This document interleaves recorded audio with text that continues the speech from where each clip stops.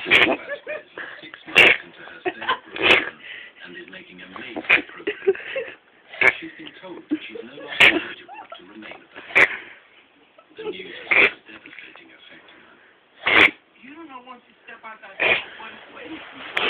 So that's my biggest concern. Once I step out that door, would I be able with the will? My pixie girl. Let me see.